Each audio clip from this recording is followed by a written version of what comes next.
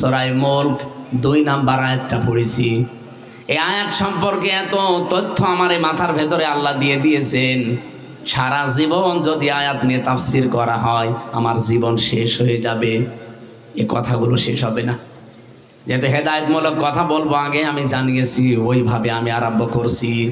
জবান খুলে কোরআনের সোনালী আয়াত থেকে কিছু নেওয়ার জন্য পড়েন, আউযু বিল্লাহি মিনাশ শাইতানির রাজিম, বিসমিল্লাহির রহমানির রহিম।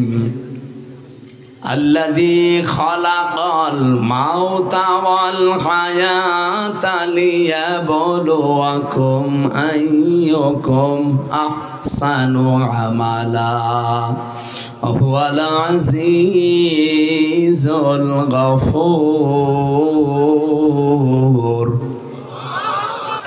সূরা মুলক কোন সূরা? মুলক মানে রাজত্ব। কয়েকটা শিরিক এই আয়াত থেকে আমরা আজকে বের করব। এইদিকে তাকান, যে চলে যাচ্ছে যাক, জরুরি থাকলে তো যাবে। যারা বসে আছেন শোনার জন্য এদিকে তাকান। মুলক মানে কি বললাম? রাজত্ব। বলেন বলেন। এখানে 30টা আয়াত আছে। আমার আল্লাহ 30টা আয়াত সম্বলিত এই সূরাটা দিয়েছেন। কিছু ফজিলতের কথা কয়েকটা বলি নেই। কেউ যদি সূরা মুলক বিশ্বাস করে ঘুমানোর আগে প্রতিদিন একবার করে পড়ে, এই নিয়তে যে এর ভেতরে আল্লাহর 30টা ক্ষমতার কথা আছে, তাহলে মরণের পরে কবরে দিলে ওর কবরের আযাব আল্লাহ বলেন মাফ। এই জন্য এই আয়াতটার আমল শুরু করবেন আজকে থেকে। সময় পেলে ঘুমানোর আগে, খুব বেশি হলো মুখস্থ থাকলে 3-4 মিনিট লাগবে, বেশি সময় লাগার কথা না। কবরের আযাব থেকে আল্লাহ মুক্তি দেওয়ার জন্য সূরা মুলক পড়েছি আমরা। মুলক মানে যেহেতু রাজত্ব, এই বিশ্বাস এখন থেকে বদ্ধমূল করা লাগবে। আর রাজত্বের মালিক আমেরিকা না, ভারত না, কে? অনেকে কিন্তু এটা মনে করে যে না, ভারত যা বলবে তাই হবে। সে তারিখ গুজরিয়ে গেছে। কি কথা বলে না কেন? আমেরিকা যা করবে আমার জন্য তাই হবে না। তাহলে আপনার ঈমান, আমাদের তো আর ওদের মতো দুনিয়ার জীবনই শেষ না, আর একটা জীবন আছে। এই জন্য আমাদের উচিত হবে এই মুহূর্ত থেকে আকীদা সাফ করা। বিশ্বাস যাদের ভেতরে উলট পালট আছে ও তারা যেন পরিষ্কার করে নেয়।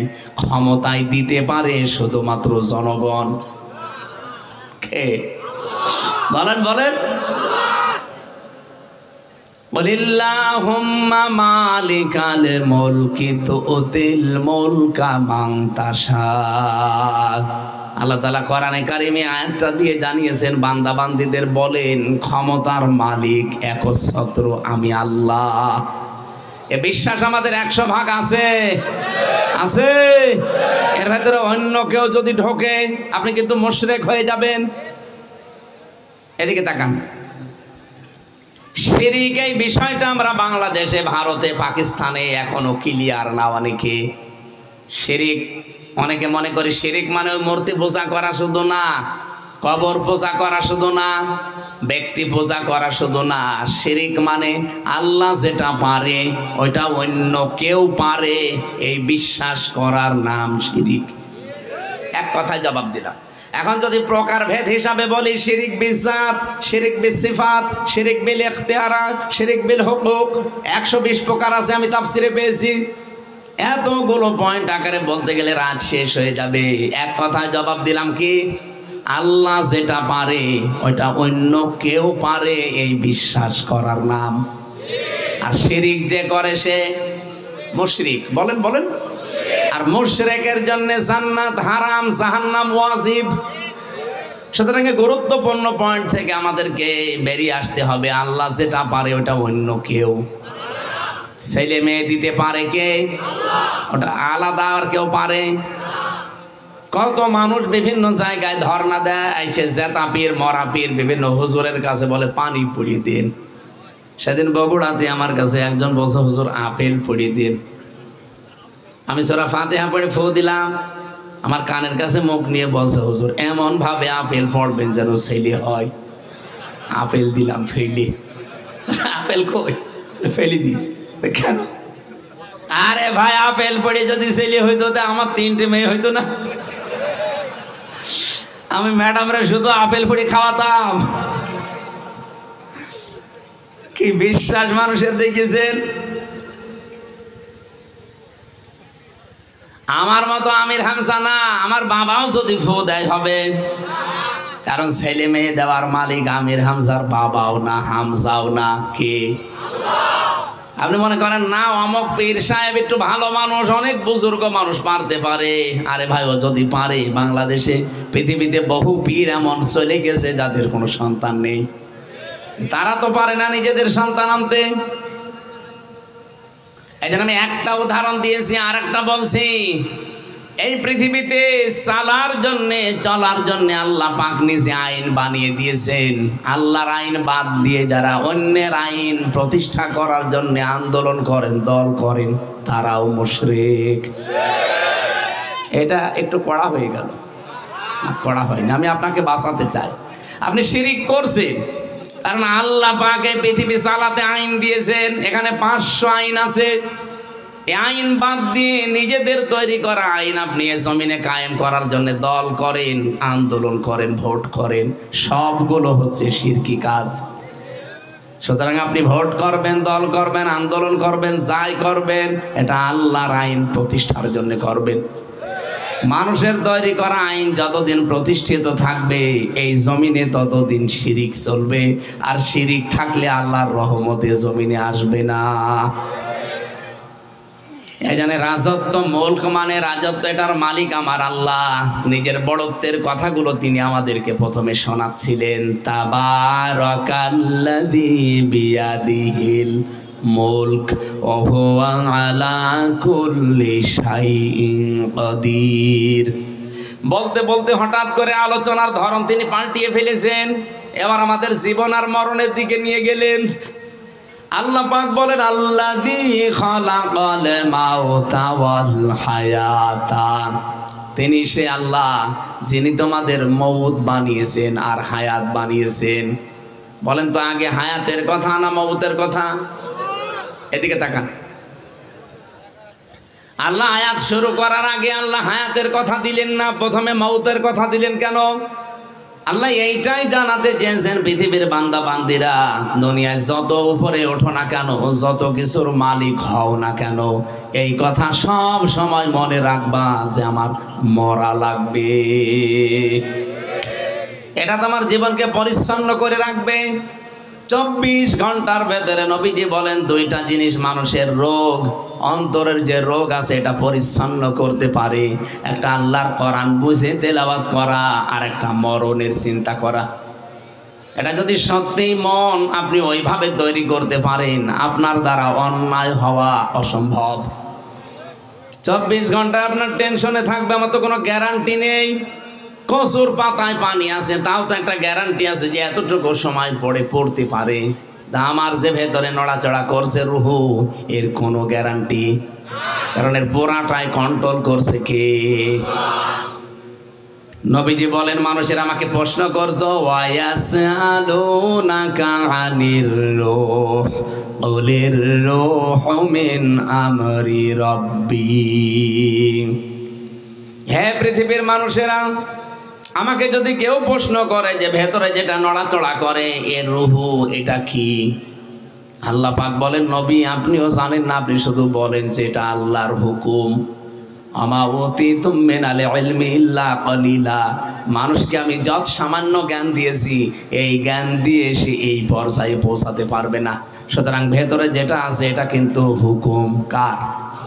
তাহলে আমার ভেতরে যেটা আছে সেইটা আল্লাহর হুকুম। আমি মাস্তানি করছি কার উপর ভর করে?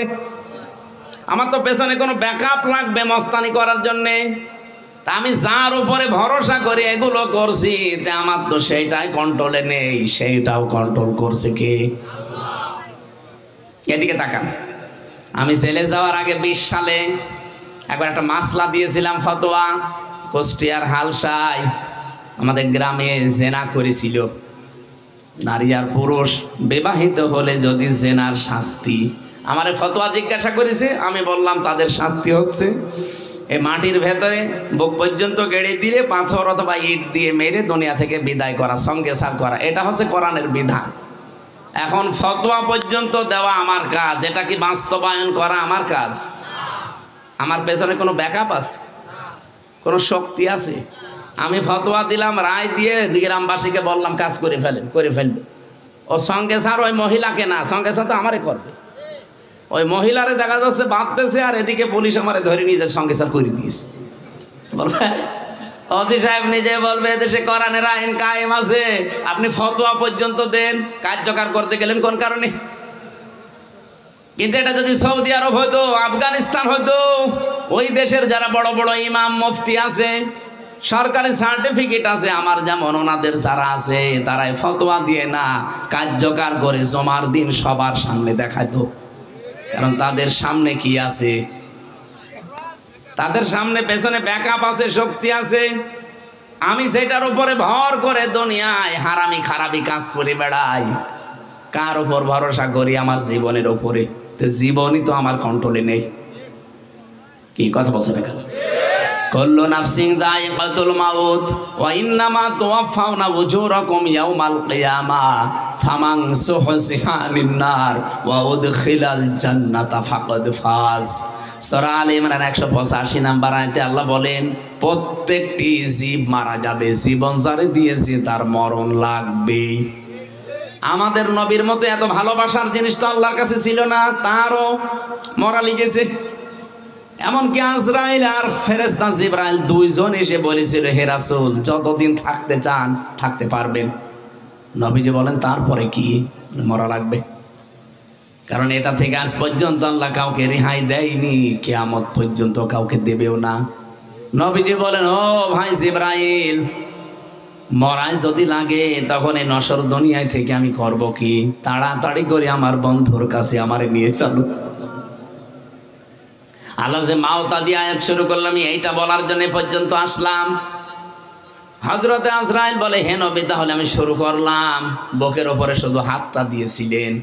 বিশ্বনবী চিৎকার মেরে বলে, ভাই তাড়াতাড়ি হাত সরান। কেন? মনে হচ্ছে উহুদ পাহাড় আমার বুকের ওপরে রেখে দিয়েছেন। অথচ আমি তার জীবনী পড়ে দেখেছি রাহিকুল মাখতুম, বিশ্ব নবী মুহাম্মদ রাসূলুল্লাহর পুরা জীবন লেখা আছে। নবীজির এই শরীরের ভেতরে আমার মতো হামজার ৭০ হামজার শক্তি ছিল। এত বড় মহান মানুষ, শক্তিশালী মানুষ পৃথিবীতে, তার এখানে হাত দিয়েছে আজরাইল। এটাই যদি মনে হয় যে উহুদ পাহাড় ডেকেছে হাত সরান, তাহলে আমাদের তো হাতও দেওয়া লাগবে না, শুধু আঙ্গুল দিলেই শেষ। কথা বলেন না কেন? কোরআনে কারিমে আল্লাহ তাআলা জানিয়েছেন, জাতে সাকারাতুল মাউতি বিল হক ইলা আখিরি আয়া। পৃথিবীর ময়দানে সব কিছু মিথ্যা হতে পারে, কিন্তু মরণের যন্ত্রণা মিথ্যা না, এটা সত্য। কেউ রেহাই পায়নি এটা থেকে। আমাদের সামনে মরণ নেই। আরো জোরে বলেন। পৃথিবীর একজন জীবনী পড়েছিলাম, হযরতে ইদ্রিস আলাইহিস সালাম। উনি কিন্তু শখ করে মৃত্যুবরণ করেছিলেন। হযরতে আজরাইল একবার আল্লাহকে বলে, রব্বুল আলামিন তোমার নবী ইদ্রিস খুব সুন্দর, আমার বন্ধুত্ব করতে মনে চায়, শুধু অনুমতি দাও, আমি একটু বন্ধুত্ব করি দেখি কেমন। অনুমতি নিয়ে আসলেন, বলে আমি আজরাইল এসেছি আপনার সাথে বন্ধুত্ব করব। উনি বলছেন, না আমি যার তার সাথে বন্ধুত্ব করি না, কারণ বন্ধুর প্রভাবে পৃথিবীতে সবচাইতে বেশি পড়ে জীবনে। এখানে ওসি সাহেব আছে, এই জন্য আমি কথাটা তুললাম। আপনাদের ছেলে মেয়ে কার সাথে বন্ধুত্ব করে, কার সাথে মেশে, এটা আপনার দায়িত্ব। অনেকে বাড়ি বাড়ি লোক পাঠাবে, কিছুদিন পরে যখন বাবা খাবে, ডাল খাবে, তখন ওনাদের দোষ দেবে যে ওনারা দায়িত্ব পালন করেনি। আর দায়িত্ব তো আপনার ছিল। কার সাথে বন্ধুত্ব করে, কোথায় যায়, কয়টার সময় রাত্রে আসে, ছোটকাল থেকে খোঁজ খবর নেননি। এখন বয়স 25 বছর, এখন যদি বলতে চান আপনার পিটিয়ে বাড়ি থেকে বের করে দেবে।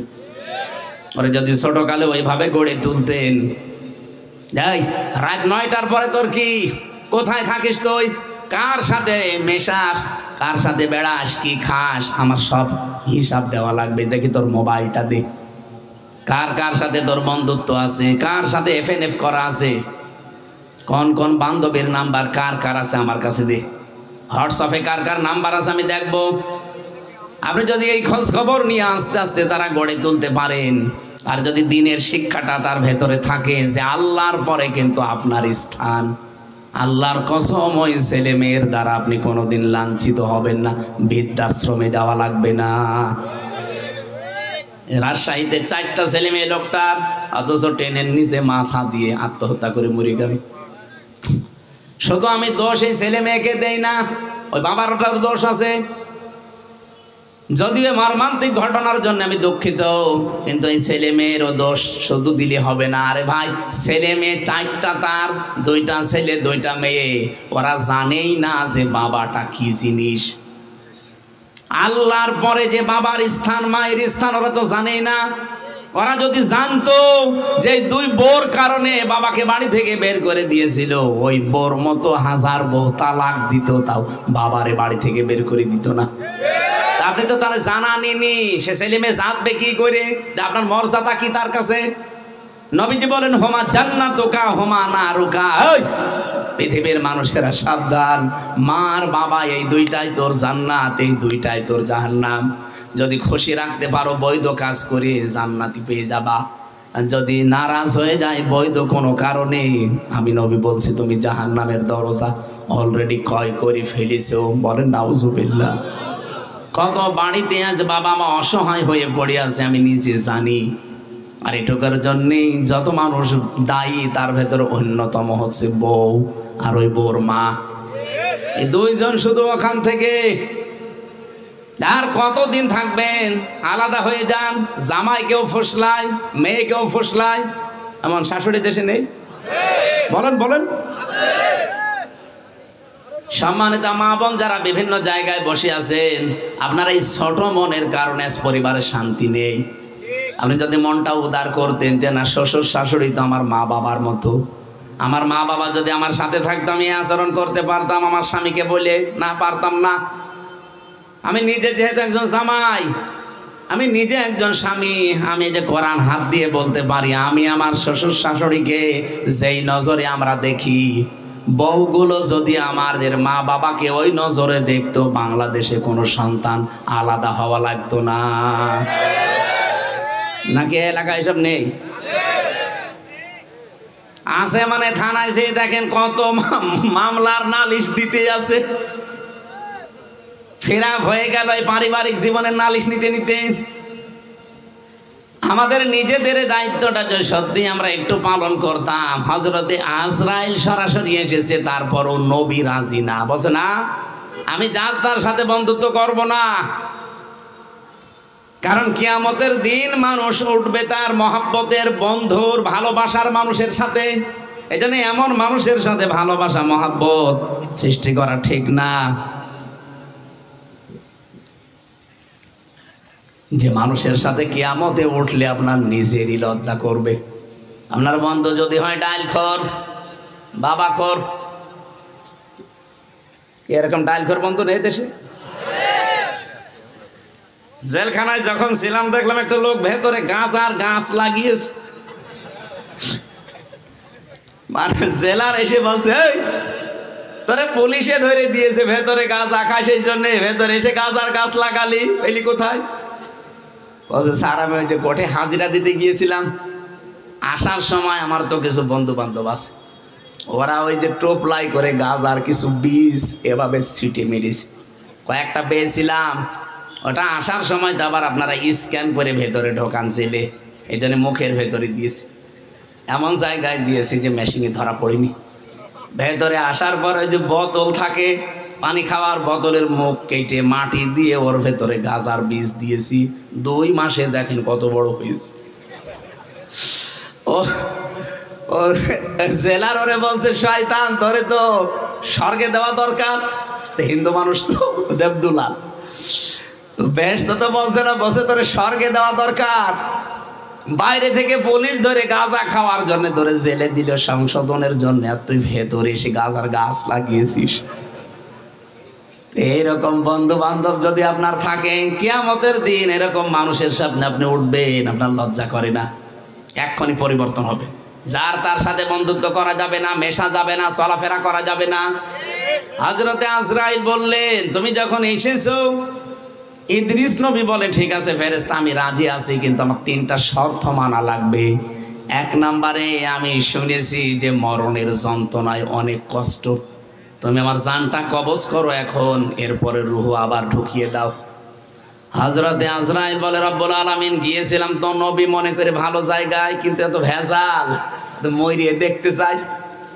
আল্লাহ পাক বলেন, ঠিক আছে, এখন মরতে চাই, আমার বান্দার শখ, আমার নবীর শখটা পূরণ করো, জানটা কবজ করার পরে আবার ভেতরে দিয়ে দাও। রূহ কবজ করে যখন দিয়েছে, বলে কি আর কিছু বাকি না, আমি জাহান্নাম দেখতে চাই। শুনেছি জাহান্নামে নাকি মানুষ গেলে মরেও না, বাঁচেও না, কেমন জাহান্নাম আল্লাহ বানিয়েছে, আমার নিয়ে চলেন। জাহান্নাম ঘুরিয়েছে, এবার বলেন চলেন। ঠিক আছে, দেখলাম, আর একটা শর্ত বাকি আছে, আপনি আমার একটু জান্নাতটা দেখান। আমি শুনেছি নাকি জান্নাত আল্লাহ এমন ভাবে বানিয়েছে যে মানুষের চোখ দেখে নাই, কান শোনে নাই, হৃদয়ে কল্পনা বোধহয় হয় নাই, আপনি আমার একটু দেখান তো কেমন।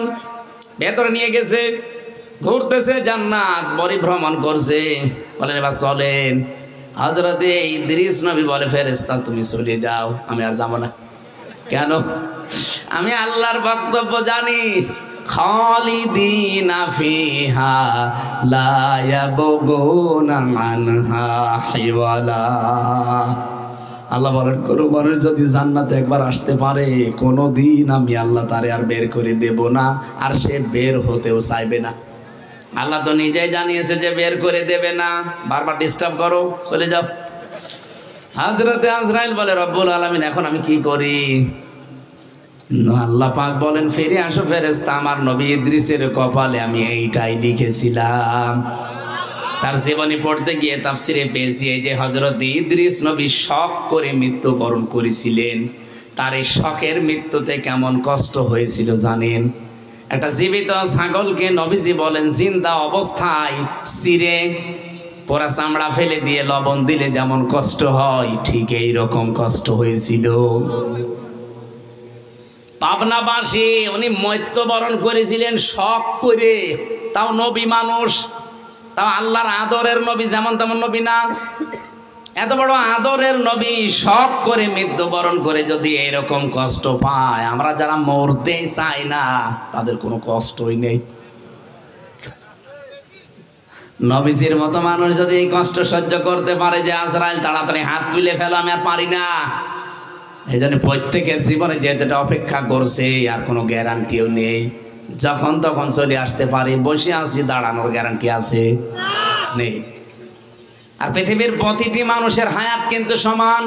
হযরত আদম নবীর পৃষ্ঠদেশ থেকে যখন আমাদের সবাইকে আল্লাহ একদিনে বের করেছিলেন আলমে আরওয়ার জগতে, রুহের জগতে, ওখান থেকে এই যে একটা একটা করে আল্লাহ দিচ্ছে, পাঠাচ্ছে, সাপ্লাই দিচ্ছে। হয়তো 100 বছর 150 বছর পরে আবার চলে যাবেন, আবার নতুন মানুষ আসবে, আমরা আবার চলে যাব, আবার আসবে, আবার চলে যাব। কবরের জগৎ কিন্তু সবার জন্য প্রায় সমান। এদিকে তাকান, প্রশ্ন আসতে পারে 5000 বছর আগে যারা এসেছিল তারা হয়তো 70, 80, 100 বছর দুনিয়ায় বেঁচে ছিল, ওরা চলে গেছে। এখন আমরা এতদিন পরে আসলাম, ওরা কতদিন কবরে আছে, আর আমরা এতদিন পরে কবরে যাব। কবর সমান হয় কি করে? হ্যাঁ সমান। হযরতে আদমের পৃষ্ঠদেশ থেকে যেহেতু আমাদের সবাইকে আল্লাহ একদিনে বের করেছেন, আর ওইটা ছিল আলমে আরওয়ার, রুহের জগৎ। এরপরে আর একটা যে জগৎ আসতেছে এটা আলমে বারজাখ, পর্দার আড়ালের জগৎ। রুহের যে জগৎটা ছিল ওইটাও যেহেতু পর্দার আড়ালের জগৎ, মরণের পরে যেটা আসবে এটাও পর্দার আড়ালের জগৎ। তাহলে আদম নবী থেকে শুরু করে ওই সময় যারা এসেছে তারা ওই সময় বিদায় নিয়ে 50 বছর 100 বছর পরে চলে গেছে, তারা এখন অলরেডি কবরে আছে। আমরা এতদিন কবরে ছিলাম, 100 বছর পরে আমরাও যাব, কারণ ওর হায়াত কবরে, আমার হায়াত কবরে প্রায় একই। মাঝখানে দুনিয়ার জীবনে অল্প কিছুদিন, কারো একটু বেশি, কারো একটু কম। আমার কথা বোঝা গেছে? আল্লাহ এই জন্য আল্লাযী খলাকাল মাউতা দিয়ার পরেই হায়াতা দিয়েছেন। আমি হায়াত পেয়েছি তাফসীর 5 প্রকার। 1 নম্বরে হায়াত, যেটা বলা হয় আলমে আরওয়ার, রুহের ওই জগতে, যেটা অলরেডি আমরা পার করে ফেলেছি, আরও কিছু ভাই বোনেরা আছে। দুই নাম্বারের জগৎ ছিল আলমে বুতুন, মায়ের পেটের জগৎটা।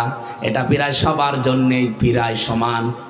8 মাস থেকে শুরু করে 10 মাস 10 দিনের ভেতরে দুনিয়ায় আমরা আসি।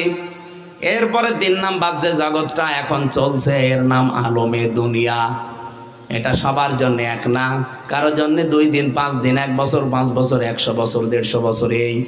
এরপরে যে জগৎ আসতেছে এর নাম আলমে বারজাখ, কবরের জগৎ। এটার মধ্যে পড়ে থাকা লাগবে। 5 নাম্বারটার জন্য অপেক্ষা, যেটা আলমে আখেরাত, যেটা শুরু হয়ে গেলে আর কোনো দিন আল্লাহ বলে না আর কোনো দিন শেষ হবে না। তামাম দুনিয়া যদি কেউ সরিষা দিয়ে ভর্তি করে দেয়, 70 বছর পরে পরে একটা আকাশ থেকে সিল বা কাক এসে যদি একটা করে সরিষার দানা নিয়ে যায়, নবীজি বলেন হয়তো তামাম পৃথিবী ভর্তি করা, তামাম পৃথিবীর ভর্তি সব সরিষা একদিন শেষ হয়ে যাবে। কতদিন পরে পরে আসে? 70 বছর পর। কিন্তু মানুষের মরণের পরে যে যুগ শুরু হচ্ছে, যে হায়াত, ওই হায়াতের কোনো শেষ নেই। এই হায়াতের ভেতরে আমরা অলরেডি 2টা পার করেছি, সামনে 2টা আছে, মাঝখানেরটাই আমরা আছি। রব্বুল আলামিন বলেন কেন বানালাম এই মাঝখানেরটা জানো? লিয়াবলুয়াকুম আইয়ুকুম আহসানু আমালা। আমি চাই দুনিয়ার এই ছোট্ট জগতে প্রতিটি বান্দা বান্দি যেন তার কাজটা ভালো করে আসে। কাজ বেশি বেশি করে তা আল্লাহ চাইনি, আল্লাহ চেয়েছেন আকসারু আমালা, না আহসানু আমালা। আল্লাহ যদি আকসারু আমালা বলতো তাহলে বেশি বেশি কাজ করতেন। আল্লাহর বেশি কাজ দরকার না, আল্লাহর ভালো কাজ দরকার। এই বাংলাদেশে কাজ বেশি হয়েছে কিন্তু ভালো কাজ হয়নি। কয়েকদিন আগে আমি বঙ্গবন্ধু টানেল দিয়ে আসার সময় দেখলাম নিচ দিয়ে বাম সাইড দিয়ে পানি উঠতেছে, রিফিলিং করছে। কাজটা বড় হয়েছে কিন্তু কাজটা ভালো হয়নি। যে বাজেট ছিল হয়তো বাজেটগুলো সব ওখানে পূরণ হয়নি, বিভিন্ন আল্লাহর ওলির পেটে গেছে। পৃথিবীর প্রত্যেকটা কাজ এইটা, এই যে পাবনার উপর পারমাণবিক কেন্দ্র, যেটা ৭৬,০০০ কোটি টাকা শুধু একজন এখান থেকে চুরি করেছে। আরে ভাই ৭৬,০০০ কোটি, এরা 10 টাকা ঘুষ খাইলেই কত উল্টা পাল্টা গালি দেওয়া হয়। আর হাসিনার ছোট বোন ৭৬,০০০ কোটি, জীবনে গণনা করতে গেলে হাত ব্যথা হয়ে যাবে, তাও শেষ হবে না। তাহলে জিনিসটা বড় হয়েছে ঠিক, কিন্তু জিনিসটা ভালো হচ্ছে না। ভালো হওয়ার জন্য যা বাজেট করা হয় এটা পুরাটা খরচ করা লাগে। এই কথা বলছে না কেন? আমাদের কাজ হবে বেশি না ভালো? বলেন বলেন। যে কোনো কাজে হাত দেওয়ার আগে দেখবেন কাজ আমি বেশি চাই না, কাজটা যেন সুন্দর হয়, ভালো হয়। সব জায়গায় পরিষ্কার পরিচ্ছন্ন করে কাজটা যদি আমি ভালো করে করতে পারি সঠিকভাবে, আল্লাহর কাছে এই কাজের দাম আছে। আজ বিশ্বের অন্যান্য দেশগুলো দাঁড়িয়ে গেছে 2টা কারণে। মালয়েশিয়া ছিলাম, ওরা 2004 সালের পর থেকে দাঁড়িয়ে গেছে। 2টা কারণ। 1 নম্বরে ওরা দুর্নীতি করে না, 2 নম্বর ওরা পরিষ্কার পরিচ্ছন্ন। এই 2টা জিনিস আমাদের দেশে আরম্ভ করে দেন, পরিষ্কার পরিচ্ছন্ন থাকবেন তাহলে রোগ বালাই আসবে না। ওদের দেশে আমি 9টা দিন ছিলাম, যাই একটা দিন কাশিও দেয়নি।